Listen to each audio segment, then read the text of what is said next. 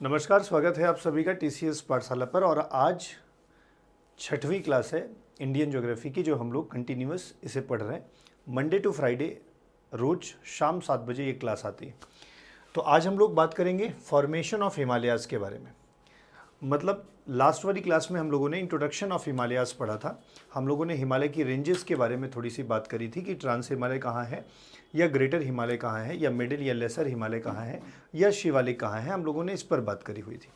आज हम लोग उसके आगे बात करेंगे कि फॉर्मेशन उसका एक्चुअली हुआ कैसे है। क्लास को स्टार्ट करेंगे, इसके पहले कुछ इन्फॉर्मेशन है वो आप जानिए। ये एक जो क्या कहते हैं कोर्स है जो कंटिन्यूअस इंडियन ज्योग्राफी पे चल रहा है। आगे चल करके हम लोग इसे वर्ल्ड ज्योग्राफी, मैपिंग पे भी और फिजिकल ज्योग्राफी पे भी पढ़ेंगे। तो कोई भी जो आपका मित्र है या आपके जानने वाले हैं जिन्हें ऐसे कोर्सेज की आवश्यकता है, ठीक है, तो उन्हें आप ये भेज सकते हैं। विदाउट कॉस्ट है, आप जानते ही हैं, ठीक है। आप उन्हें शेयर कर सकते हैं। एक हमारे टेलीग्राफ ऐप पर जो है वो रोज़ शाम को 9:30 बजे लगभग 9:30 पे जो है वो आपको एक टैबलेट मिलती है। टैबलेट ये देखो लिखा हुआ है ना, आज की दवा।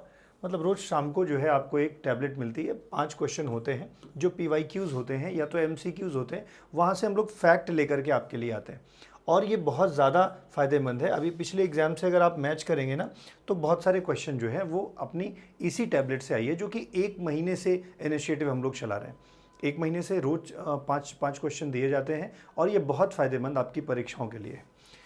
ये एक बैच है जिसके बारे में आप अपने मित्र को बता दीजिए कि ये लगातार रोज़ शाम को 7 बजे क्लासेस होती हैं, ठीक है। तो आप इससे जुड़ सकते हैं। तो चलिए आज की क्लास को स्टार्ट करते हैं। आज हम लोग बात करने जा रहे हैं किसके बारे में? फॉर्मेशन ऑफ हिमालयाज़ के बारे में। तो जब हम लोग फॉर्मेशन ऑफ हिमालय के बारे में पढ़ते हैं तो आप हिमालय के एक विस्तार को कुछ ऐसा देखते हैं। तो जब हिमालय के विस्तार को कुछ ऐसा आप देख रहे होते हैं तो यू फाइंड आउट कि 3 आपको रेंजेस मिलती है और सबसे ऊपर देखा जाए तो आपको एक रेंज मिलती है जिसे आप बोलते हैं ट्रांस हिमालय। तो अगर ये वाला रीजन ट्रांस हिमालय का हो गया, ठीक है, तो ट्रांस हिमालय के बाद फिर दूसरा रीजन ये वाला जो है वो हो गया ग्रेट हिमालय, ठीक है, ग्रेट हिमालयास। और उसके बीच में ये वाला जो है जिसे आप बोलते हैं मिडिल या लेसर हिमालय ना, और उसके नीचे ये वाला जो रेंज है ना, इसे आप बोलते हैं शिवालिक हिमालय, ठीक है। तो इसे आप बोलते हैं शिवालिक हिमालय। ये तो जो है वो उसका नॉर्थ टू साउथ एक एक्सटेंशन है। ऐसा नहीं है कि हिमालय केवल यहीं तक विस्तृत है। अगर पश्चिम में देखा जाए तो ऐसे, ठीक है, एक एक्सटेंशन है, और अगर पूरब में देखा जाए तो ये कुछ एक्सटेंशन है। हिमालय जो है वो कुछ इस तरह से, मतलब अगर देखा जाए तो ये पश्चिम में मिडिल ईस्ट तक भी जो है वो विस्तृत है, और अगर पूरब में देखा जाए तो ये म्यांमार का भारत के साथ बॉर्डर भी बनाता है, और अंडमान निकोबार तक जो है इसका एक्सटेंशन होता है, जिसे पूरब में इसे पूर्वांचल की पहाड़ियाँ कहा जाता है। और इसे वह पर्वत की श्रृंखला जो बॉर्डर बनाती है म्यांमार के साथ, जिसे आप अराकान योमा के नाम से जानते हैं, ठीक है। तो ये एक्सटेंशन है, मतलब हिमालय इस वेस्ट में भी फैला हुआ है, ईस्टर्न हिमालयाज भी है, और ये आपका रेंजेस तो है ही, ठीक है। कैसे ये चीज़ें बनी हैं इन पर हम लोग डिटेल में बात करेंगे, लेकिन चलिए स्टार्ट करते हैं। देखिए यहाँ पे लिखा हुआ है कि 250 मिलियन वर्ष पहले ना एक पूरा का पूरा द्वीप हुआ करता था। मतलब मान लीजिए ये पूरी अर्थ है, तो अर्थ में केवल 2 चीज़ हुआ करती थी, एक पेंजिया और एक पैंथलासा। ये पेंजिया अगर मान लीजिए आपका पूरा का पूरा द्वीप है, और यहाँ पे जो वाटर बॉडी है ना, इसका नाम है पैंथलासा। लास्ट वाले वीडियो में भी थोड़ी सी चर्चा इसकी हुई थी, ठीक है। तो दिया भी है कि पेंजिया नामक एक महाद्वीप था, ठीक है, जो कि पैंथलासा नामक एक विशाल महासागर से घिरा हुआ था। तो अगर ये वाटर बॉडी है और बीच में जो पूरी की पूरी, अभी जैसे महाद्वीप आपको अलग अलग मिलते हैं ना, अभी आपका एशिया अलग है, आप देखो तो नॉर्थ अमेरिका अलग है, साउथ अमेरिका अलग है, यूरोप का जो महाद्वीप है वो अलग है। वो पहले ऐसे नहीं था, पहले वो एक साथ जो है वो पेंजिया के नाम से था। और अगर पेंजिया जब ब्रेक करेगा तो पेंजिया, जैसे मान लीजिए पेंजिया में एक बिग बैंग थ्योरी के तहत ऐसा माना जाता है कि एक बहुत बड़ा विस्फोट हुआ, और बहुत बड़ा विस्फोट हुआ तो ये 2 भागों में डिवाइड हो गया। एक जिसे आप लोग बोलते हैं लॉरेशिया, ठीक है, या तो अंगारा लैंड। ये अपर सेक्शन जो है ये वाला, इसे आप लोग क्या बोलते हैं? अंगारा लैंड या लॉरेशिया के नाम से जानते हैं, और इसे आप लोग बोलते हैं गोंडवाना लैंड। जब आप मैप को देखेंगे ना तो आप देखेंगे कि बहुत सारे ऐसे कंट्रीज़ हैं जो कि साउथ में हैं 0 डिग्री के, और बहुत सारे ऐसे कंट्रीज़ हैं जो नॉर्थ में हैं। तो ये नॉर्थ वाले जो हैं, जो मैक्सिमम कंट्रीज़ हैं, वो आपके लॉरेशिया महाद्वीप का हिस्सा है, और जो नीचे दक्षिण की तरफ है वो सब गोंडवाना महाद्वीप के हिस्से हैं। कई बार आप पढ़ते समय ये देखते हैं और सुनते हैं, और फैक्ट भी आया हुआ है कि भारत का जो प्रायद्वीपीय भाग है वो गोंडवाना लैंड का है, मतलब निश्चित तौर पर ये दक्षिण से उत्तर की ओर आया है, जबकि भारत अवस्थित तो पूरी तरह से उत्तर में है, लेकिन ये आया कहाँ से है? दक्षिण से आया है ना, अफ्रीकन कॉन्टिनेंट से या मेडागास्कर वाले रीजन से जो है टूट करके नॉर्थवर्ड इसका मूवमेंट होता है और टेथिस सागर से जो है वो टकरा करके एक विशालकाय आकृति का निर्माण करता है जिसे आप हिमालय कहते हैं। तो ये थोड़ा सा बात समझिए। तो ये लगभग 250 मिलियन वर्ष पहले की बात है जो पेंजिया और पैंथलासा जो है वो एग्जिस्ट करता था। ये कुछ ऐसा था। आप स्वरूप को अगर देखें तो ये जो वाटर बॉडीज़ है ना, ये एक ही वाटर बॉडी है जिसे आप पैंथलासा कह रहे हैं, और ये जो सब एक दूसरे से कनेक्टेड है ना, इसे आप पेंजिया कहते हैं। आप कहेंगे सर ये चीज़ें प्रूफ कहाँ से होती हैं? तो सर प्रूफ करने का मतलब है कि आप पूरे वर्ल्ड मैप को ज़रा सा देखें, तो वर्ल्ड मैप को अगर ले आकर के ना आप उसको फिक्स करना चाहें तो वो फिक्स कहीं ना कहीं से कनेक्ट हो जाएंगी चीज़ें। आप जैसे कि यूरोप को ले जा करके, नॉर्थ अमेरिका को ले जा करके अगर एक साथ फिट करना चाहें तो एक आपने सिद्धांत पढ़ा होगा जिग्सॉ फिट ना, तो जिग्सॉ फिट का सिद्धांत जो ये कहता है कि मतलब ये द्वीप जो है एक दूसरे से कनेक्ट। भाई देखो, अगर मान लो ये शेप से अलग हुआ है तो यही शेप आकर के यहाँ कनेक्ट भी तो हो सकता है, ठीक है। तो जिग्सॉ फिट ये जो प्रिंसिपल है ना, ये कहता है कि मतलब पेंजिया था, और पेंजिया इसलिए था, ये ब्रेक होकर के अलग अलग हुआ है, तो कुछ ऐसा जो है वो अस्तित्व में ये था। ये लगभग 250 मिलियन वर्ष पहले की कहानी है। फिर क्या हुआ? लगभग 150 मिलियन वर्ष पहले, मतलब कि 100 मिलियन वर्ष बाद की कहानी है। पेंजिया टूट करके कई भागों में विभाजित हो गया, ठीक है। और प्रमुखता जो पहले दो भाग बटे, एक नॉर्थ वाला पोर्शन रहा और एक साउथ वाला पोर्शन रहा। मतलब मैं कुछ ऐसी बातें कर रहा हूं सर कि मान लीजिए ये पूरा का पूरा पृथ्वी है और यहां पर एक द्वीप है जिसे आप पेंजिया कहते हैं। तो ये पेंजिया जो है ना, दो भागों में डिवाइड हो गया है। अब ये जब पेंजिया दो भागों में डिवाइड हुआ है तो ये कुछ इसका डिवीज़न नॉर्थ और साउथ में हो गया। तो जो ये नॉर्थ में डिवीज़न हुआ ना, इसी नॉर्थ को जो है हम लोग क्या कहते हैं? लॉरेशिया या अंगारा लैंड कहते हैं, ठीक है। और जो साउथ वाला डिवीज़न है ना, साउथ वाला जो डिवीज़न है उसे हम लोग गोंडवाना लैंड कहते हैं। यहाँ पे देखिए लिखा भी है कि वर्तमान में जो उत्तरी अमेरिका है, यूरोप है और एशिया का पोर्शन है वो अंगारा लैंड या लॉरेशिया का पार्ट है।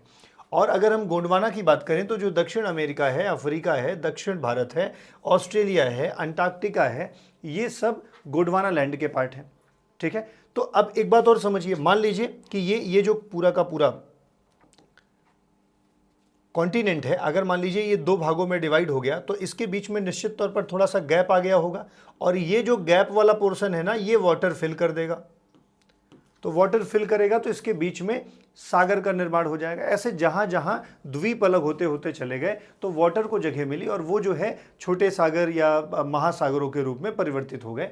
जो एक पैंथलासा हुआ करता था, आज कई महासागरों और कई सागरों में ना डिवाइडेड है। तो यहीं पर कहा जाता है कि इसके डिवाइड होने से एक सागर का निर्माण हुआ था, जिस सागर को हम लोग क्या बोलते हैं? टेथिस सी बोलते हैं, ठीक है। आगे चल करके बात करेंगे। नॉर्मली अगर हम लोग देखें तो ये आपको अफ्रीका कॉन्टिनेंट दिख ही रहा है, ठीक है। ये लॉरेशिया वाला हिस्सा दिख ही रहा है, ठीक है। और ये भारत वाला हिस्सा दिख रहा है, और ये जो भारत वाला हिस्सा है बच्चे, ये भारत वाला हिस्सा यहाँ ना रह करके यहाँ से फिर धीरे धीरे आकर के यहाँ पर सेट होगा ना, ये थोड़ा सा इस तरफ आएगा और ये जाकर के सेट होगा। ये टेथिस सागर के बीच से ऐसे ऊपर जाते हुए नॉर्थवर्ड मूवमेंट करेगा और आकर के फिट होगा।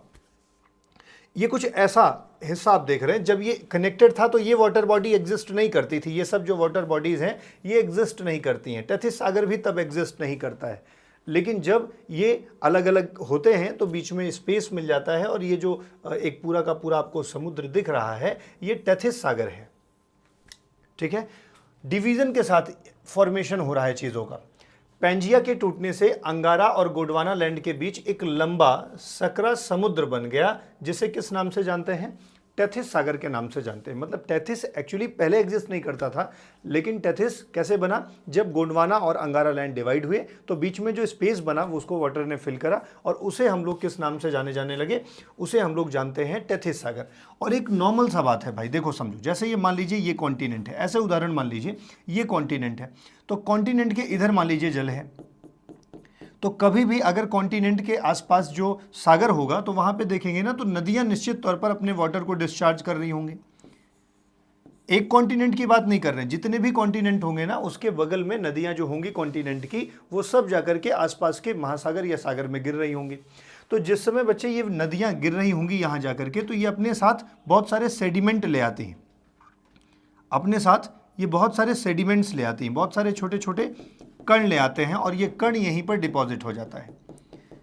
ठीक है, एक बड़े से एरिया में ये कण जो है वो डिपॉजिट हो जाता है, क्योंकि ज़रूरी तो नहीं है एक नदियाँ हों, बहुत सारी ऐसी नदियाँ हैं जो यहाँ पर ला करके एक बड़ा डिपोजिशन कर देती हैं, किसका, सेडिमेंट्स का।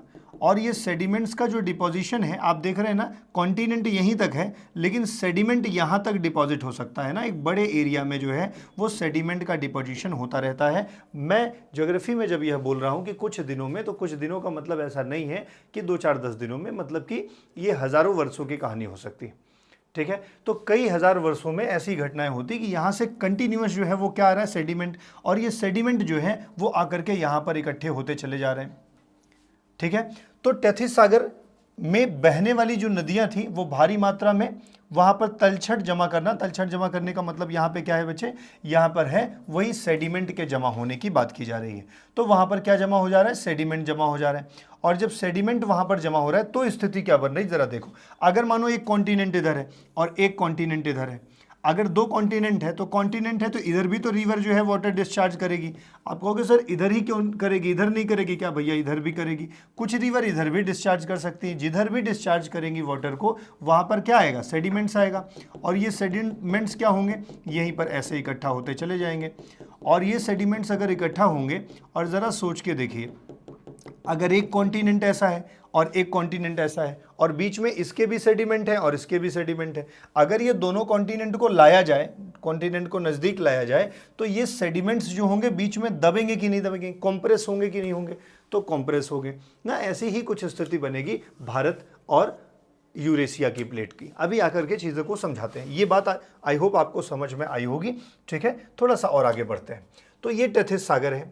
ठीक है, अगर ये टेथिस सागर है तो देखिए यहाँ से वाटर डिस्चार्ज हो रहा होगा, तो यहाँ पर ये सेडिमेंट्स देख रहे हैं, बड़ा सा एक सेडिमेंट जो है वो यहाँ पर इकट्ठा हुआ है। अच्छा, अगर ये है तो इधर भी कहीं ना कहीं ये सेडिमेंट्स को डिपॉजिट करेगा, और अगर ये भी सेडिमेंट्स को डिपॉजिट करेगा तो यहाँ पे आप देख रहे हैं एक बहुत बड़ी मात्रा है किसकी, सेडिमेंट की, और ये सेडिमेंट बीच में भरा हुआ है। अब जैसे जैसे इंडियन प्लेट जो है ऊपर की ओर जाएगी, जैसे जैसे इंडियन प्लेट ऊपर की ओर जाएगी, ये सेडिमेंट आपस में करीब आते जाएंगे।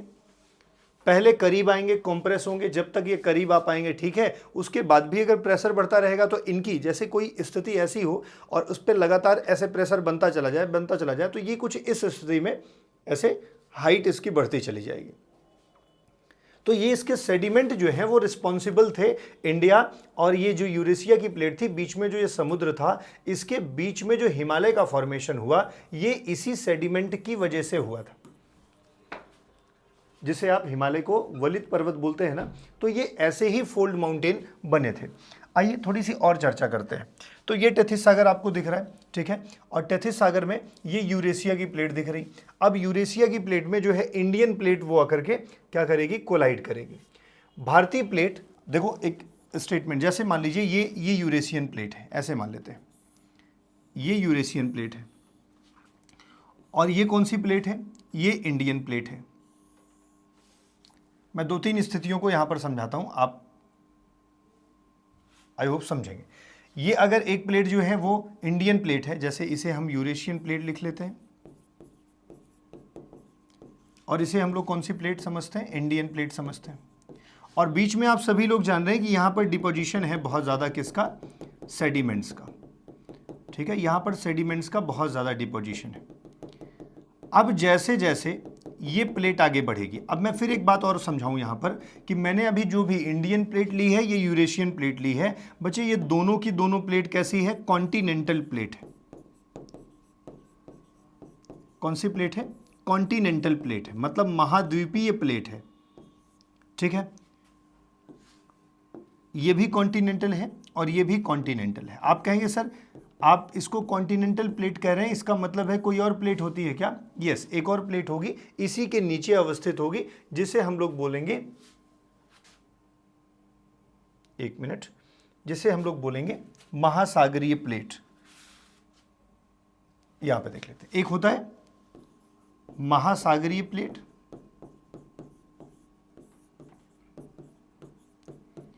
और एक होता है महाद्वीपीय प्लेट।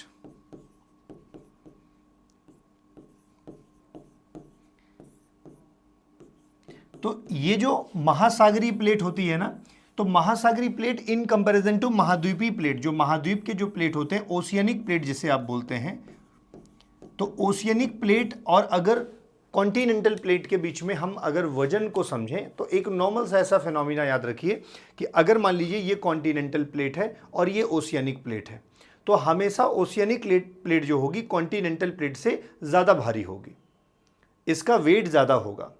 और एक नॉर्मल सा बात है कि अगर ये ज़्यादा भारी है, अगर ये कोलाइड करेंगे तो कोलाइड करेंगे, इसका वजन ज़्यादा है, ये हल्का है, तो इसका मतलब जब ये कोलाइड करेगा तो इसका वेट ज़्यादा है, तो ये नीचे की ओर जाएगा और ये जो है थोड़ा सा ऊपर की ओर उठना स्टार्ट करेगा ना। ये एक नॉर्मल फेनोमिना है। कभी भी अगर पूरे विश्व में जब आप ज्योग्राफी पढ़ रहे हैं और आपसे कभी पूछा जाए कि एक महाद्वीप और एक महासागरीय प्लेट का कोलिजन हुआ है ना, तो महासागर की प्लेट अपेक्षाकृत ज़्यादा भारी होगी तो नीचे की ओर जाएगी। अब जब ये नीचे की ओर जाएगा तो जो कॉन्टिनेंट वाली प्लेट है वो इसकी तुलना में ऊपर की ओर जाएगा। अग्री?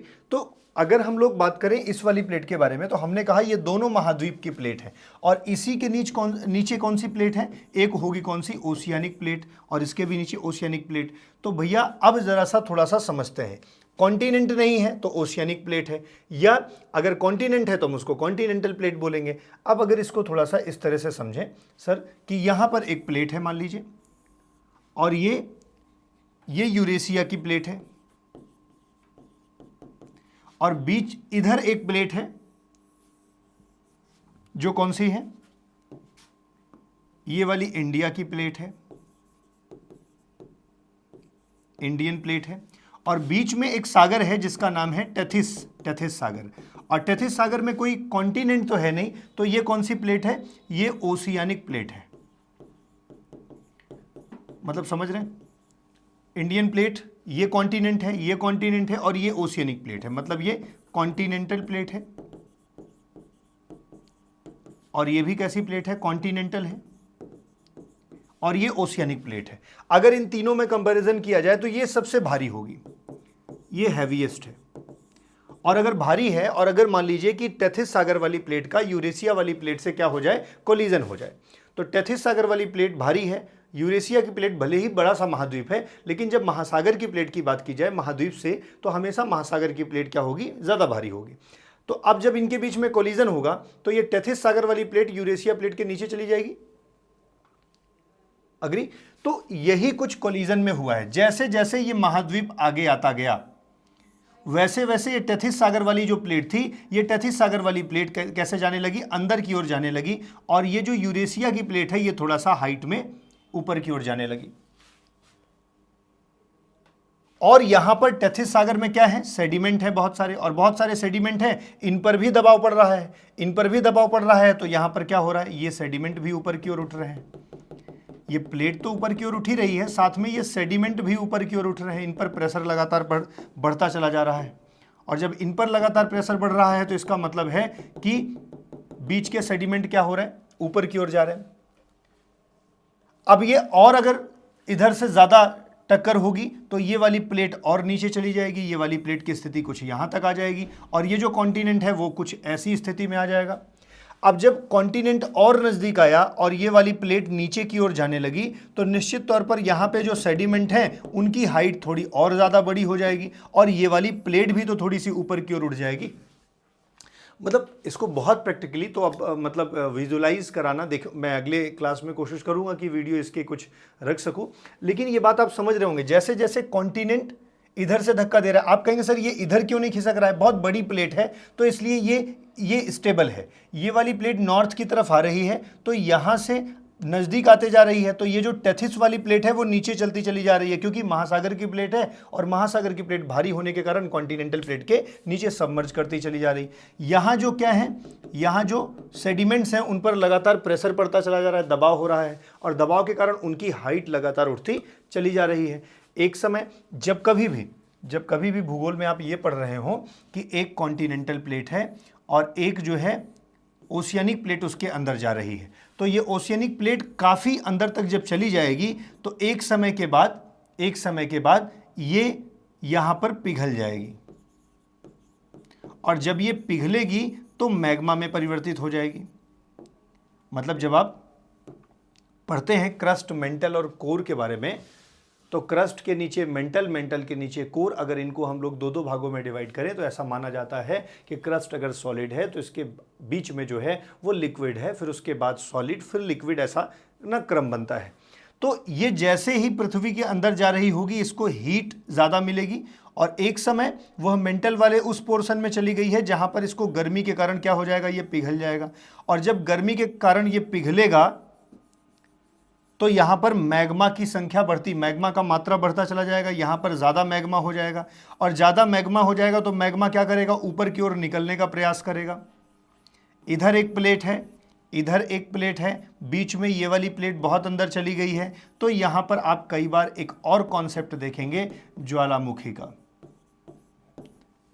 तो जहाँ कहीं भी एक महासागर की प्लेट एक महाद्वीप की प्लेट से टकराएगी तो महाद्वीप की प्लेट तो ऊपर रहेगी और महासागर की प्लेट अंदर की ओर चली जाएगी। जब इतनी अंदर चली जाएगी कि वो वहाँ से गल जाए, लिक्विड बन जाए, मैग्मा बन जाए, तो वो मैग्मा बाहर भी तो आने की कोशिश करेगा। तो यहाँ पर जो है वो बहुत पहले जब हिमालय का फॉर्मेशन हो रहा था तो इस समय यहाँ पर मैग्मा भी दिखा हुआ था।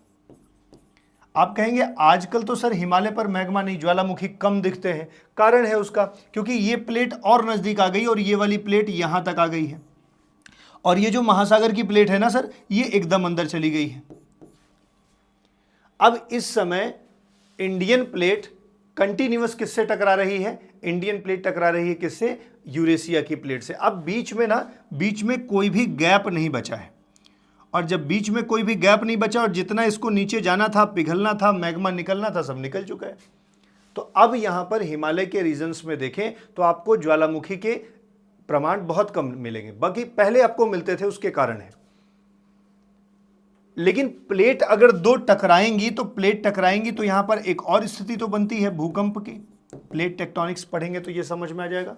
तो हिमालय के क्षेत्र में अभी भी भूकंप के क्षेत्र तो हैं, लेकिन वहां पर ज्वालामुखी वाला क्षेत्र नहीं है। पहले हुआ करता था, लेकिन क्योंकि कॉन्टिनेंट और कॉन्टिनेंट अब टकरा रहे हैं, तो कॉन्टिनेंट और कॉन्टिनेंट टकराएंगे तो उनके बीच में कोई भी कॉन्टिनेंट इतना डीप में नहीं चला जाता। जैसे मान लीजिए एक कॉन्टिनेंट टकराया दूसरे कॉन्टिनेंट से, आप कहेंगे बहुत भारी होगा तो नीचे चला जाएगा, पहले जैसे स्थिति बनेगी। ध्यान रखना, कोई कॉन्टिनेंट कितना भी भारी हो लेकिन उतना नीचे नहीं जाता कि पिघल करके मैग्मा बने और यहां पर फिर से ज्वालामुखी का एक प्रमाण दे। तो कॉन्टिनेंट और कॉन्टिनेंट का जब कोलिजन होता है तो उसमें मैग्मा नहीं बन पाता, मतलब कि नीचे जो है मैग्मा तक प्लेट नहीं जा पाती और वो पिघल करके ज्वालामुखी के रूप में बाहर नहीं आता है। ठीक है, तो वर्तमान में हिमालय पर ज्वालामुखी नहीं मिलता। उसका यही कारण है कि अब कॉन्टिनेंट और कॉन्टिनेंट टकरा रहे हैं।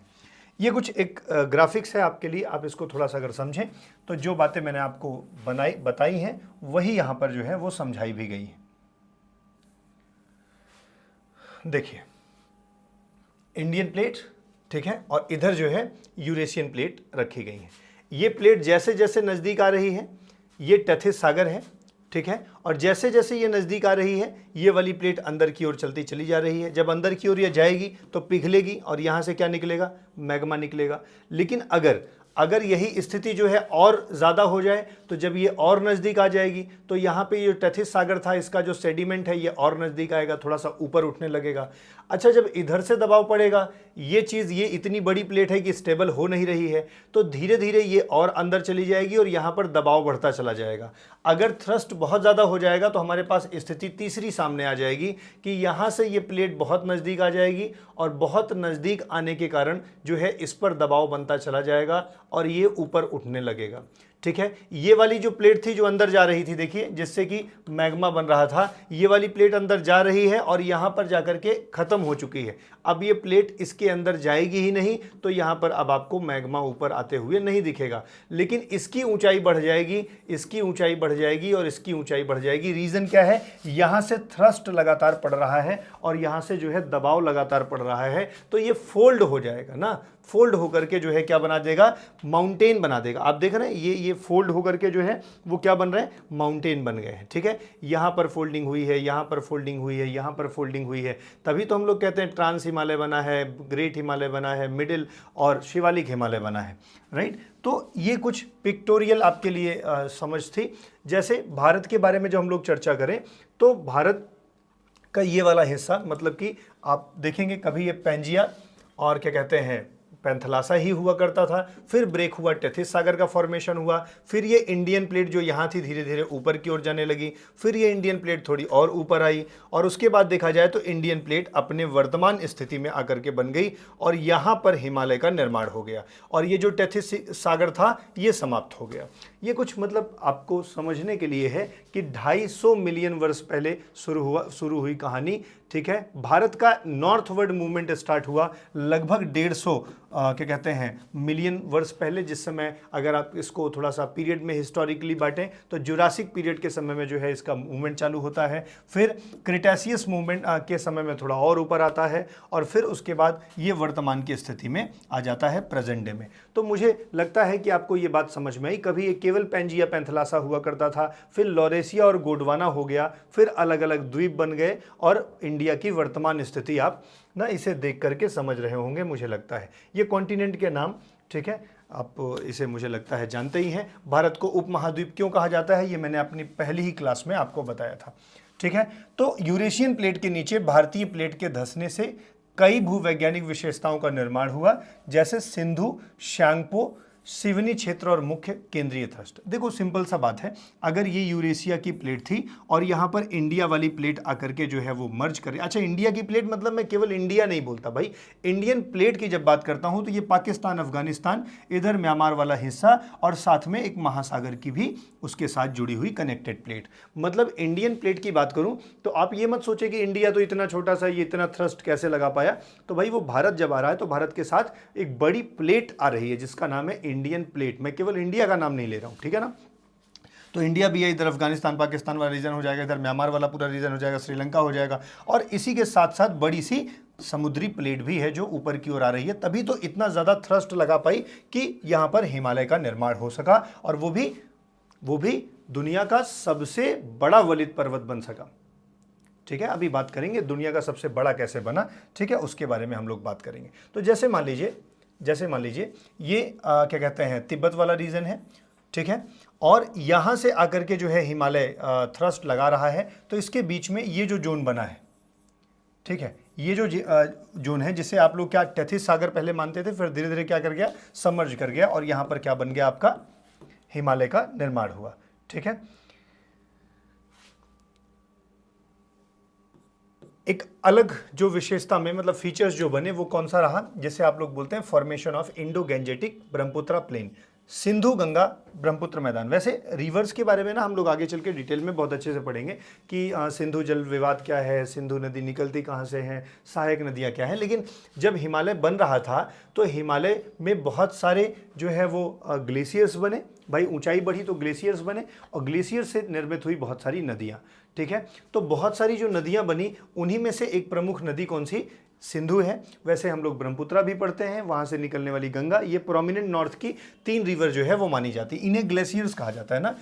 ऐसे कई बार जब अमरनाथ भगवान की जब यात्रा की बात होती है तो आपको बर्फ से बना हुआ शिवलिंग जो है वो दिखता है। तो ये ग्लेशियर्स है ना, इतनी हाइट पर हैं। एवरेज हाइट हिमालय की कितनी मानी जाती है, 6000 फीट औसत मानी जाती है। बाकी तो 8850 1 फीट आगे पीछे जो है वो माउंट एवरेस्ट के बारे में आपने सुना ही होगा। तो ये औसत हाइट है वहाँ की, मतलब 6000 फीट। नॉर्मल अगर देखा जाए तो हर 165 मीटर ऊपर जाने पर 1 डिग्री का तापमान कम हो जाता है। मतलब ये कहा जाए तो लगभग 1 किलोमीटर पर 6.5 डिग्री का तापमान कम होता है, जिसे ज्योग्राफी में नॉर्मल लैप्स रेट कहते हैं। कई बार परीक्षा ने पूछा है कि औसत तापमान का ह्रास दर क्या होता है, तो 165 मीटर पर 1 डिग्री या तो 1 किलोमीटर पर 6.5 डिग्री का तापमान घटता है। और अगर मान लीजिए कि कोई भी तापमान घटते घटते कहाँ पहुँच जाए, 0 डिग्री के बाद -4, -10, -20 पहुंच जाए, तो सर ऐसी स्थितियां बन जाएंगी, वहां पर कंटिन्यूअस बर्फ रहेगी और बर्फ धीरे धीरे पिघलेगी, तो वहां से रिवर्स का निर्माण हो जाएगा। रिवर्स की कई सारी स्टेजेस होती हैं, रिवर के बहुत सारे प्लेन्स होते हैं, हम बात करेंगे उस पर, लेकिन यही वो ग्लेशियर हैं जो पिघल करके क्या बनाते हैं, वो रिवर्स बनाते हैं। अब देखें यहाँ से ग्लेशियर्स पिघल रहे हैं, ठीक है, पिघल करके जो है वाटर आगे की ओर बढ़ेगा और धीरे धीरे छोटी छोटी स्ट्रीम आगे जा करके क्या बन जाएगी, बड़ी स्ट्रीम बन जाएगी और इस तरीके से रिवर्स जो है बनेंगे। ये कंटिन्यूअस, यहाँ का टेम्परेचर हमेशा ऐसे बना रहता है तो इसका फॉर्मेशन होता रहता है, मेल्टिंग धीरे धीरे होती रहती है। तभी तो पूरा विश्व इस बात पर परेशान है कि क्लाइमेट चेंज अगर होगा तो ये बहुत तेजी से पिघलने लग जाएंगे और बहुत तेजी से पिघलेंगे तो 2-3 नुकसान है। पहला, गर्मियों के समय में इनका पिघलने का दर इतना तेज हो जाएगा कि महासागरों की औसत ऊंचाई बढ़ जाएगी। बहुत सारे ऐसे वो आइलैंड्स हैं ना, जो अगर 2 फीट भी पानी बढ़ जाए किसका, समुद्र का, तो वो आइलैंड्स डूब जाएंगे। आइलैंड्स डूब जाएंगे तो रहने की समस्या होगी, ठीक है, फिर वो लोग भागेंगे कहीं और किसी दूसरे आइलैंड पर, वहाँ पर चले जाएंगे तो कैरिंग कैपेसिटी खराब हो जाएगी, ठीक है, धारण क्षमता में समस्या आ जाएगी, पॉल्यूशन बहुत ज़्यादा होता चला जाएगा और फिर एक नई समस्या का जन्म हो जाएगा। इसीलिए तो हम सभी प्रयास करके अंतर्राष्ट्रीय मंच पर क्या करते हैं कि औसत तापमान 2 डिग्री से ज़्यादा न बढ़ पाए, इस पर कोशिश करें, बल्कि हम तो कोशिश 1.5 डिग्री तक भी बढ़ने का ना हो ऐसा कर रहे हैं, 1.5 डिग्री के अंदर में रखने की बात कर रहे हैं। क्योंकि क्लाइमेट चेंज होगा तो सबसे बड़ा फर्क जो आएगा वो यही होगा कि ग्लेशियर्स मेल्ट कर जाएंगे बहुत जल्द, और बहुत जल्द अगर मेल्ट कर जाएंगे तो कभी नदियों में बहुत तेज़ी से बाढ़ आ जाएगी और नदियों का पानी समुद्र में जाएगा, समुद्र का औसत वाटर लेवल बढ़ जाएगा, वाटर लेवल बढ़ेगा, आइलैंड्स खत्म हो जाएंगे और अगर ये तेज़ी से पिघल गए तो बाद में दूसरे सीजन में तो पानी ही नहीं मिलेगा ना, बहुत सारी जीवों के लिए समस्या हो जाएगी। इसीलिए तो ये एक चिंता का विषय है, पर्यावरण बचाने पर बात हो रही है, ग्लेशियर्स को बचाने पर बात हो रही है ना, ये बहुत ज़रूरी है ना। वो एक विकास आपने सुना था, सतत विकास की प्रक्रिया ना, सतत विकास की अवधारणा ही एक मनुष्य को या जीव को इस धरती पर जीवित रख सकती है ना। हालांकि अब इसको प्रमोट करना पड़ रहा है हमें, पहले था लेकिन अब के लोग इस पर थोड़ा सा कम ध्यान दे रहे हैं ना, भौतिकवादी जीवन की तरफ ज़्यादा बढ़ रहे हैं। नदियों में भारी मात्रा में जलोढ़ मिट्टी उपलब्ध कराई तथा औसतों, मतलब इनका ये कहना है जब कभी नदियाँ आती हैं, नदियाँ जब कभी भी ग्लेशियर से आती हैं तो नदियों की अपनी स्टेज होती है ना। नदियाँ जब यहाँ से चलती हैं ना तो ये एकदम अपने चरम अवस्था पर है ना, एकदम मान लीजिए एक व्यक्ति अपने नौजवानी में है, मतलब जिस समय वह किसी एक व्यक्ति की ज़्यादा बात नहीं सुनता है, ठीक है, उसको जो ठीक लगता है ना वही कर रहा है। तो ये नदियाँ जिस समय अपने हिम्मत से निकल रही हैं, इनकी स्पीड बहुत तेज़ होती है, लेकिन बहुत चलते चलते चलते चलते जब ये समुद्र के पास पहुंच जाती हैं तो ये मैच्योर अवस्था में आ जाती हैं, ठीक है, मतलब व्यक्ति जैसे बूढ़ा हो जाए, ठीक है, मतलब अब इसके बाद मुहाना बन जाएगा, समुद्र में मिल जाएंगी, मतलब व्यक्ति की डेथ हो जाएगी, ऐसा मान के चलिए। तो सर यहाँ से यहाँ के बीच में ना नदियाँ बहुत सारे स्ट्रक्चर्स बनाती हैं और यहाँ से यहाँ के बीच में देखेंगे तो जब मैच्योर हो जाती हैं नदियाँ तो वहाँ पर वो गोखुर लेक और मिएंडर करती हैं। देखो यहाँ से नदियाँ बहुत तेज़ी स्पीड में रहेंगी तो रास्ता ज़्यादा नहीं भटकेंगी, बीच में कोई पहाड़ वहाड़ आएगा, पत्थर वत्थर आएगा, काट देंगी या तो उनको साथ अपने लिए जाएंगी, फिर धीरे धीरे क्या होंगी, थकती चली जाएंगी तो कुछ बोल्डर्स को डिपॉजिट कर देंगी, बड़े पत्थरों को छोड़ेंगी, आगे चलेंगी, फिर और छोटे पत्थरों को छोड़ेंगी, फिर और आगे चलेंगी, फिर बालू वालू जो भी होगा उसको छोड़ देंगी, फिर आगे चलेंगी ना। इस तरह से वो अपना पूरा कोर्स पूरा करती हैं, ठीक है। तो नदियाँ अपने साथ क्या लेके आती हैं, सेडिमेंट्स लेके आती हैं। ये जो क्या कहते हैं, बालू की आकृति के जो मिट्टियां हैं, ये जब डिपॉजिट हो जाती हैं तो यही तो एलुवियल प्लेन्स बनते हैं ना, बहुत उपजाऊ भूमि का निर्माण करते हैं। आपके उत्तर भारत में देखें तो गंगा ब्रह्मपुत्रा जो है वो मिल करके एक बहुत बड़े एलुवियल प्लेन को बनाती है ना। गंगा तो नॉर्थ इंडिया के लिए एक तरीके से लाइफ लाइन मानी जाती है एग्रीकल्चर के लिए, ठीक है। ब्रह्मपुत्रा जो है उधर अरुणाचल प्रदेश से, चूँकि अरुणाचल प्रदेश कैसा है, हिली रीजन है, तो वहाँ पे बहुत ज़्यादा डिपोजिशन हो नहीं पाता, लेकिन मेघालय में अगर देखा जाए या बांग्लादेश में देखा जाए तो सर्वाधिक डिपोजिशन जो होता है। वैसे ब्रह्मपुत्रा नदी के बारे में एक फैक्ट है कि वहाँ पे नदी द्वारा निर्मित एक द्वीप है जिसका नाम है माजुली द्वीप ना। माजुली द्वीप जो है वो किसी भी नदी द्वारा बनाया दुनिया का सबसे बड़ा द्वीप है, इस बात को ध्यान रखना, ठीक है। तो भाई वो लोग नदियाँ क्या करती हैं, जलोढ़ मिट्टी ले आती हैं, ठीक है, और डिपोजिशन करते हैं और डिपोजिशन करके जो है वो अलुवियल सॉइल बना देती हैं। मैंने कहा नदियाँ यहाँ से निकलेंगी तो यहाँ से तो बड़े बड़े पत्थर भी अपने साथ लेके आएंगी, लेकिन आगे आएंगी जब वो ज़मीन पर आ जाएंगी तो इनकी गति धीमे हो जाएगी, तो यहाँ पर ये बड़े बड़े बोल्डर्स को क्या करेंगी, छोड़ देंगे कि भैया देखो अब ताकत हमारे पास उतनी नहीं है कि हम आपको ले चलें। यही क्षेत्र तो भाबर का क्षेत्र कहलाता है जहाँ पर नदियाँ गायब सी हो जाती हैं। फिर ये भैया नदी पानी आगे निकलता है और थोड़े थोड़े पत्थरों को ले आकर के फिर ये तराई के क्षेत्र में छोड़ता है, इससे तुलना में छोटे। फिर आगे आती हैं तो बहुत सारी मिट्टियों को छोड़ते हैं जिन्हें आप खादर और बांगर के नाम से जानते हैं। ठीक है, डिटेल में पढ़ेंगे आगे। अभी बस इतनी बात देखिए कि एलुवियल सॉइल नदियों के द्वारा स्थापित की गई, मतलब ला करके डिपॉजिट की गई। समय के साथ यह अवसाद जलोढ़ मिट्टी से भर गया और टेथिस सागर पूरी तरह से क्या हो गया, नष्ट हो गया। मतलब टेथिस सागर का जो रीजन बना था, इधर वलित पर्वत और इधर इंडिया की प्लेट, बीच में टेथिस सागर का जो थोड़ा बहुत पानी बचा था, ये नदियों की वजह से जो है वो डिपॉजिट हो गया और एक ग्रेट प्लेन्स का निर्माण हो गया ना, महान जो है वो पठारों का निर्माण हो गया। ऐसे आप देखते होंगे। ठीक है, तो ये प्लेन्स हैं जो कि पहले टेथिस सी हुआ करता था, फिर टेथिस सी पे डिपोजिशन होता चला गया। डिपोजिशन कई हजार लाखों वर्षों में ऐसा हुआ कि प्लेन्स का निर्माण हो गया। ठीक है, हाल के समय में कुछ मिलियन वर्ष पहले, देखिए मैं कह रहा हूँ ना ज्योग्राफी में जब बोले कि हाल के समय में ऐसी कहानी हो रही, तो हाल के समय का मतलब है कि वहां पर कई लाख वर्षों की बात हो रही है। 3 प्रमुख नदियां हैं, सिंधु, गंगा और ब्रह्मपुत्र। ठीक है, और इसके द्वारा बनाया गया जो मैदान है उसको क्या कहा जाता है, इंडो गैंजेटिक ब्रह्मपुत्र मैदान ना, इंडो गैंजेटिक या गंगा ब्रह्मपुत्र का विशाल मैदान कहा जाता है। ठीक है, ये देखिए ये इंडस नदी ना, इंडस नदी, इसकी बहुत सारी सहायक नदियां हैं। पंजाब से 5 नदियों का एक ग्रुप जाता है, इसीलिए पंचनद या पंजाब के नाम से उसे जानते हैं। तो सर ये सिंधु का डिपोजिशन इधर हो जाएगा। ठीक है,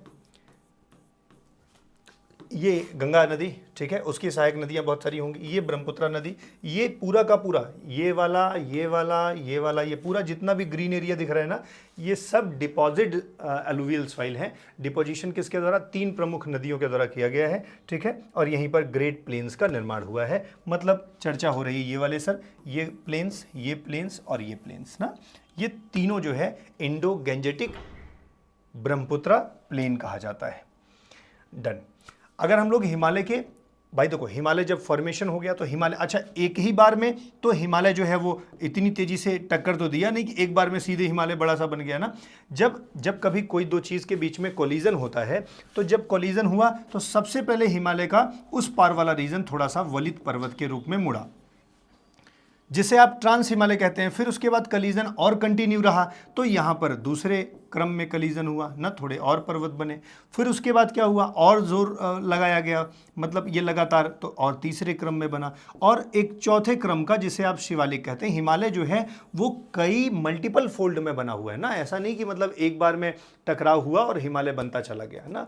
और भी हिमालय के बारे में जैसे डोरसेट मैकेनिज्म काम करता है, जिससे कि ईस्टर्न हिमालयस का निर्माण हुआ है ना, हम इस पर बात करेंगे आपसे।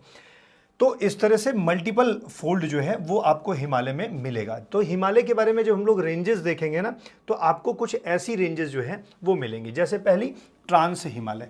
ट्रांस का मतलब ही होता है हिमालय के पार।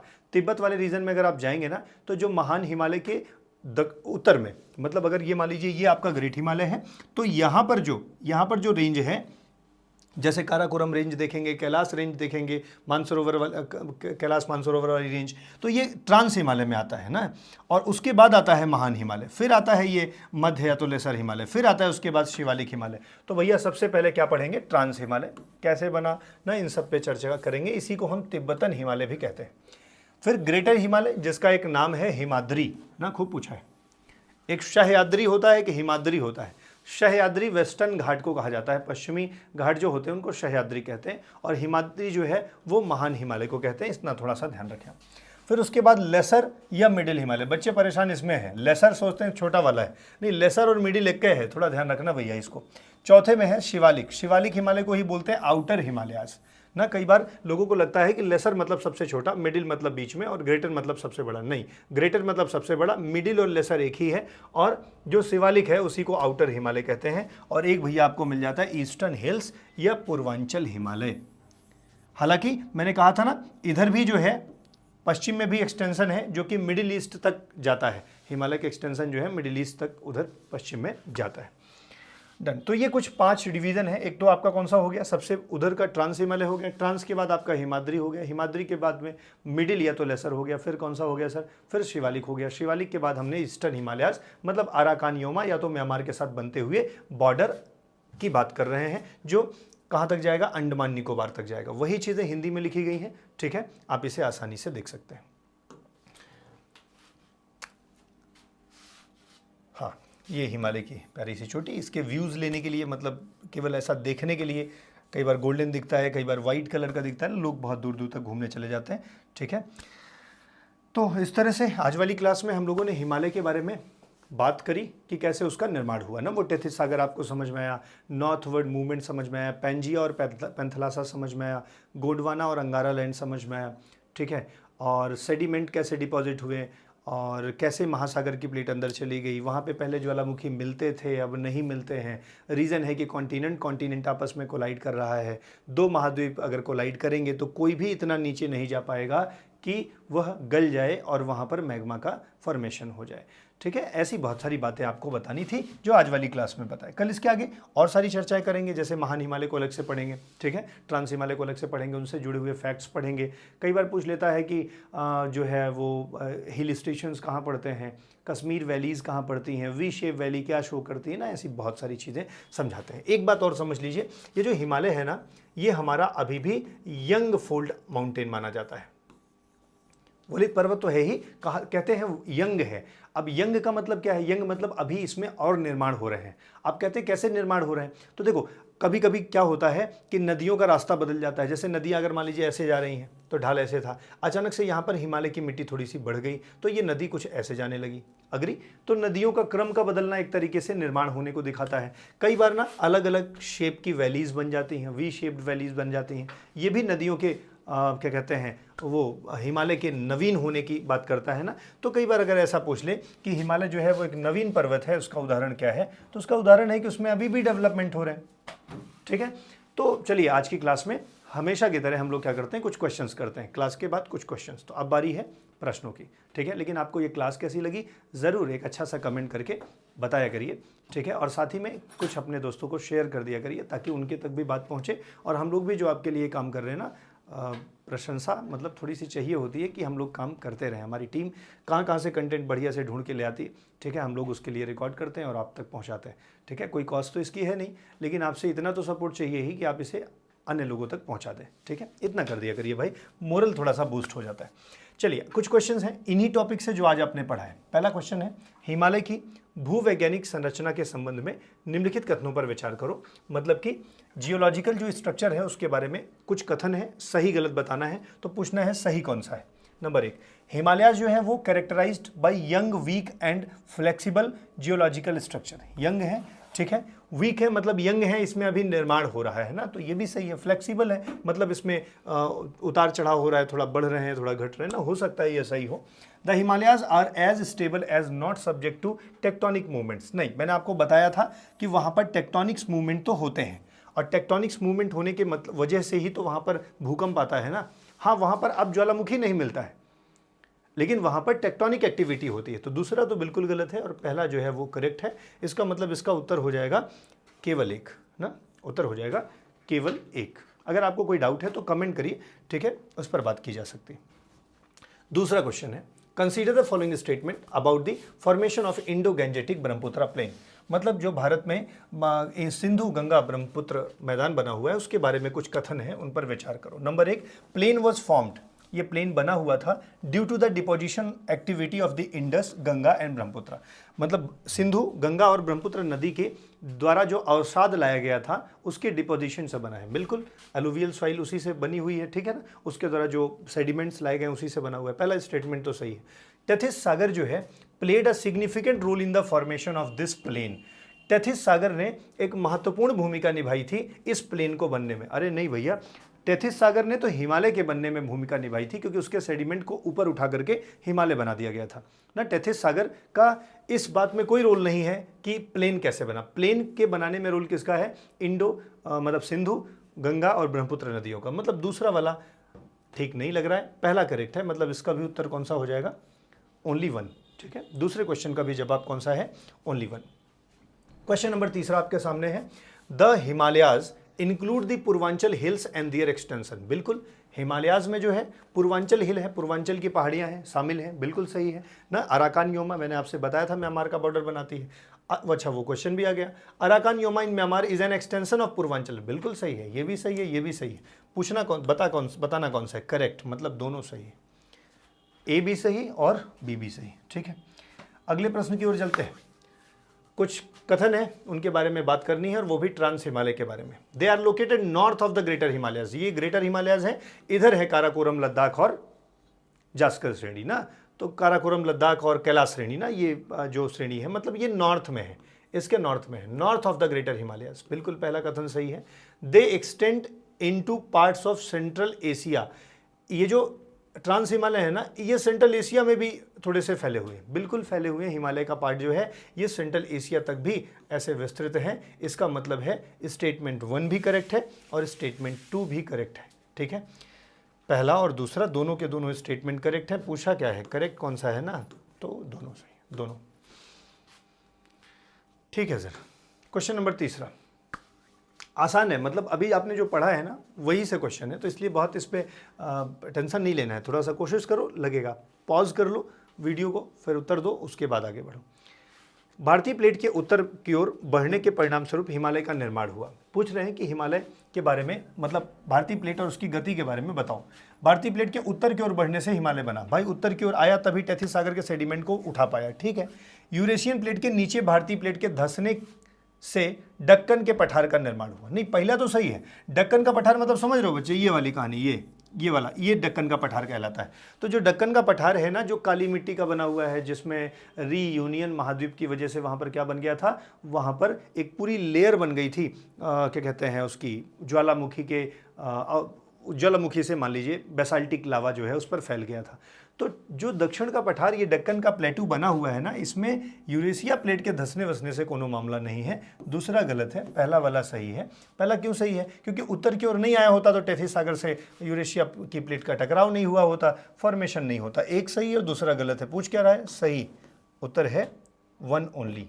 ठीक है, अगला प्रश्न है, निम्नलिखित में से कौन सी विशेषता हिमालय में नदी विकास की युवा अवस्था, अरे अभी तो बताया था युवा अवस्था है, इसका मतलब है नदी विकास की युवा अवस्था है। ठीक है, उसमें कौन कौन सी वी शेप्ड वैलीज हैं, अच्छा ठीक है, मिएंडरिंग, और भैया देखो मिएंडर नदियों में होता है, ध्यान रखना। अभी अभी हमने बताया था नदियां जब मैच्योर हो जाती है ना तो अंत में ऐसे ऐसे ऐसे मिएंडर करने लगती, थक गई है ना, शुरुआत में नहीं, शुरुआत में तेज आती है, स्पीड तेज, फिर यहाँ से एकदम नज़दीक पहुँचने के बाद मिएंडरिंग। तो मिएंडर करना और गोखुर लेक बनाना, ये दोनों नदियों का फीचर है। 2 और 4 बिल्कुल गलत है, इसका मतलब 2 और 4 जिसमें हो, ये गलत हो गया। पूछ कौन सा रहा है, करेक्ट पूछ रहा है ना, हाँ, तो मतलब कौन सा एसोसिएटेड है, मतलब सही है, मतलब 2 और 4 काटो, 2 इसमें भी है, 4 इसमें, एक का बचा बस सर, एक ऑप्शन बचा बस। ठीक है, अगला question, Which of the following statements are true about the Tethys Sea? Tethys सागर के बारे में कौन सा कथन सही है? It existed between Laurasia and Gondwana, बिल्कुल सही है। लॉरेशिया मतलब ऊपर वाला हिस्सा, गोंडवाना नीचे। ठीक है, its sediment contributed to the formation of Himalayas mountain, बिल्कुल सही है। 1 और 2 दोनों सही है। पूछ क्या रहा है, करेक्ट ना, हाँ बिल्कुल। ठीक है, ये ध्यान रखना भैया, कभी कभी इनकरेक्ट पूछ लेता है तो उत्तर हो जाएगा नन ऑफ दिस। अगला प्रश्न है, which of the following are extension of the Himalayan range? Himalayan range का विस्तार कहाँ कहाँ है? भैया पूर्वांचल में है, बिल्कुल है। अराकानियोमा है। सतपुड़ा नहीं है सर, सतपुड़ा और बिंधन जो है ये उसका हिमालय का पार्ट नहीं है, ये हम लोग पढ़ेंगे बाद में। सतपुड़ा और हिमालय जब तापी और नर्मदा रिवर के बारे में पढ़ेंगे ना तब पढ़ेंगे। ठीक है, अंडमान निकोबार है भैया, मतलब तीसरा नहीं है, तीसरा नहीं है मतलब ये गलत, ये गलत, और चौथा है तो इसका मतलब सी सही। ठीक, चलो अगला क्वेश्चन है, which of the following regions are primarily covered by the Himalayan ranges? कौन कौन से ऐसे रीजन हैं जो हिमालयन रेंजेस से कवर्ड हैं? तो हिमालय को जब पढ़ेंगे ना तो अर्धचंद्राकार आकार है इसका, लगभग 2400 किलोमीटर इसका एक्सटेंशन है। ठीक है, नंगा पर्वत से लेकर के नामचा बारवा तक फैला हुआ है। नामचा बारवा मतलब वहीं से जहां से ब्रह्मपुत्रा नदी एक सेलेस्टिकल बेंड लेते हुए अरुणाचल प्रदेश में दिहांग और दिबांग के नाम से प्रवेश करती है। तो भैया ये नंगा पर्वत से नामचा बारवा के बीच में 2400 किलोमीटर फैला हुआ ये जो हिमालय है, ये भैया भारत में है। साथ में इधर आओगे तो नेपाल में आ जाएगा, इधर भूटान में आ जाएगा, श्रीलंका में तो पक्का नहीं आएगा ना। तो क्या पूछ रहा है इसमें, प्राइमरली कवर्ड ना, तो चौथा नहीं होगा, चौथा नहीं है, इसका मतलब ये गलत, ये गलत। अब भैया दूसरे को चेक कर लो बस, दूसरा नेपाल में है, मतलब 1 2 3 सही। अग्री? चलो अगले प्रश्न पे चलते हैं। Which of the following geological features are associated with the Himalayas? मतलब कौन सा ऐसा फीचर है जो हिमालय की विशेषताओं से जुड़ा हुआ है? क्या कहते हैं, इंडस शांगपो सचर जोन, बिल्कुल है, पढ़ाया था। इंडस शांगपो सचर जोन का निर्माण हुआ है हिमालय के फॉर्मेशन से। मेन सेंट्रल थ्रस्ट, बिल्कुल ये आगे पढ़ेंगे हम लोग, एफसीटी पढ़ेंगे, एमसीटी पढ़ेंगे, ठीक है ना, हम लोग इस पर बात करेंगे। वेस्टर्न घाट, इसको अभी ऐसे ही रट लो कि जो वेस्टर्न घाट है और दक्कन जो ट्रैप है ना, इसका हिमालय से कोनो रिश्ता नहीं है। ये जैसे ये है वेस्टर्न घाट, ईस्टर्न घाट या ये दक्कन का ट्रैप, इसका हिमालय के फॉर्मेशन से कोई लेना देना नहीं है। इसका मतलब है 3 और 4 तो पक्का गलत है। सही क्या पूछ रहा है? एसोसिएटेड पूछ रहा है। 3 4 को काट दो, 3 4 को काट दो, ठीक है। चलो अगले प्रश्न पर चलते हैं। Which of the following rivers is not responsible for the formation of Indo Gangetic? अरे इंडो मतलब सिंधु, गैंजेटिक मतलब गंगा, ब्रह्मपुत्र मतलब तीन नदी। अब इसमें टेंशन क्या लेना है? तो गोदावरी कहाँ? ये तो दक्षिण भारत की नदी है ना, प्रायद्वीपीय नदी है ना, इसका तो हिमालय से कोई रिलेशन उसके प्लेन से है नहीं, ठीक है। Which of the following statements correctly describe the lesser Himalaya? Lesser Himalaya की बात जब करोगे तो इसका मतलब इसकी बात करो, इसकी बीच वाले की। लेसर और मिडिल मतलब बीच वाला, शिवालिक और आउटर बराबर सबसे दक्षिण वाला, ठीक है, ध्यान रखना। They contain some of the highest peak. Highest peak इसमें नहीं होगी, किस में बात करो? लेसर। अच्छा, हो सकता है। करना क्या है इसको? Correctly, which of the following statements correctly describe the lesser Himalaya? They are the outer most range of Himalaya, नहीं। They are characterized by prominent hill, अच्छा हो सकता है शिमला मसूरी इसी में है। They are located north of the greater, ये बिल्कुल गलत है, ये तो ट्रांस हिमालय का फीचर है। अब हमारे पास दो बचा, number A number C. They contain some of the highest peaks in the world, नहीं। हाईएस्ट पीक की बात करेंगे तो हमको जाना पड़ेगा कहां पर? ग्रेटर हिमालय पे, हिमाद्री पर जाना पड़ेगा या ट्रांस हिमालय वाले रीजन पर जाना पड़ेगा। ये ऊंचे पर्वत लेते हैं, इनमें ऊंचे पर्वत हैं, but highest peak of the world नहीं है यहाँ पे, ठीक है। तो इसके साथ हम नहीं जाने वाले, ये उत्तर सही होगा और यही इसका करेक्ट जवाब भी है, ठीक है। हिंदी वाले यहाँ पर है, मतलब आप इसे आराम से देख सकते हैं। अगर आपको कोई दिक्कत है आप कमेंट करिए और आपके कमेंट में आपका जवाब जो है वो पिन कर दिया जाएगा, देख लेना भैया। निम्नलिखित में से कौन सी पर्वतमाला भारत की सबसे उत्तरी सीमा बनाती? सबसे उत्तरी मतलब ट्रांस हिमालय, सबसे ऊपर ट्रांस हिमालय, फिर महान, फिर ये, ठीक है। इधर एक्सटेंशन पूर्वांचल, इधर एक्सटेंशन मिडिल ईस्ट तक, ठीक है। यही वो रीजन है, जब इतिहास आप पढ़ते हैं तो पढ़ते हैं सुलेमान रेंज और हिंदुकुश पर्वत ना, ये एक्सटेंशन है सर। यहीं पर एक घाट है जिसका नाम है पामीर का पठार। पामीर के पठार के बारे में एक प्रश्न बनता है कि विश्व की छत कहा जाता है इसको, ठीक है, ध्यान रखना, काम का है।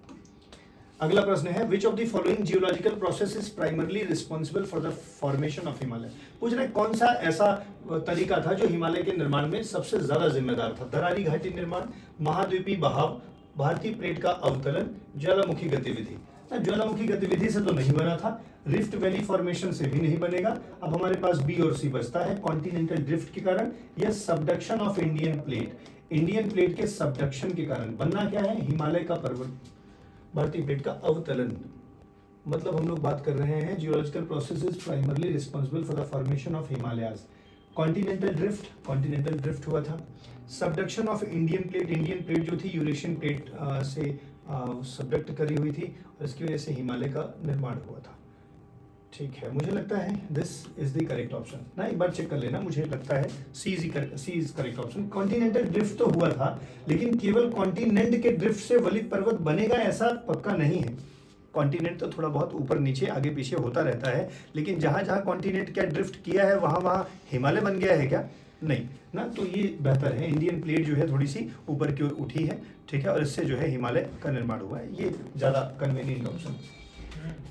Which of the following landforms are associated with Shivalik range? Shivalik range से कौन से संबंधित है ये पूछ रहे हैं। ग्लेशियर्स हैं, अलुवियल सॉइल है, लावा प्लेटूज है, वोल्केनिक क्रेटर है। ग्लेशियर है, जलोढ़ पंख है, लावा पठार है, नहीं भैया ज्वालामुखी क्रेटर तो नहीं है, ग्लेशियर भी नहीं है, बहुत ऊपर चलना पड़ेगा। बात शिवालिक की है ना, ये भी लावा पठार काट दो। यही अलुवियल, जलोढ़ से अलुवियल कुछ समझ में आ रहा होगा ना, इसका मतलब है प्लेन से रिलेशन है ना इसका, तो अलुवियल फैंस जो होंगे वो करेक्ट होंगे। तो भैया आज की क्लास के जरूरी जो प्रश्न थे संबंधित वो कंप्लीट हो गए। और कैसा लगा क्लास जरूर बताइएगा, क्वेश्चन आपको समझ में आया नहीं आया ये भी बताइएगा। कमेंट एक अच्छा सा जरूर करिए अगर आपको ये क्लास अच्छी लगी। अपने कम से कम 2-4 लोगों को, जैसे आप व्हाट्सएप चलाते हैं तो उस पर आप स्टेटस लगा दिया करिए, या आप इंस्टाग्राम चलाते हैं तो एटलीस्ट एक शेयर कर दिया करिए। हम लोग इतना एफर्ट आपके लिए डाल रहे हैं। अगर आपको ये चीज़ें समझ में आ रही तो अगले तक भी पहुंचाइए, हम लोग का जो उद्देश्य है वो भी पूरा हो, और साथ में एक मोटिवेशन जो मिलता है ना वो आपके कमेंट से मिलता है, तो कम से कम कमेंट तो बनता है, ठीक है। Thank you very much. कल फिर मिलेंगे इसी क्लास में 7 बजे, ठीक है। थैंक यू वेरी मच, तब तक के लिए धन्यवाद।